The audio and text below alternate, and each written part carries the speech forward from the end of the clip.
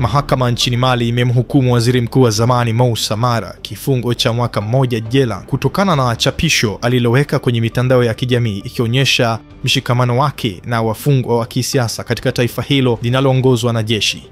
Mara, ambaye aliongoza serikali ya Mali kwa muda wa miezi 8 kati ya mwaka 2014 na 2015, amepatikana na hatia na mahakama ya kituo cha kitaifa cha uhalifu wa mitandaoni mjini Bamako kwa makosa ya kudhoofisha uaminifu wa serikali na kupinga mamlaka halali. Mbali na kifungo cha mwaka mmoja kisicho na dhamana, Mara pia amepewa adhabu ya ziada ya kifungo cha miezi 12 kilichosimamishwa pamoja na faini ya takribani dola 887 za Marekani. Mara, mwenye umri wa miaka 50, amekuwa gerezani tangu Agosti mosi, wiki chache baada ya kutaja kwenye chapisho la mtandaoni majina ya wafungwa wa kisiasa aliowatembelea na kutangaza mshikamano usiotetereka na wafungwa hao. Katika ujumbe wake wa Julai 4 kwenye X au zamani Twitter, aliandika akisema, "Kadri usiku unavyoendelea, jua litaonekana. Tutapambana kwa njia zote kuhakikisha hili linatimia haraka iwezekanavyo." Baada ya hukumu, timu ya mawakili wa Mara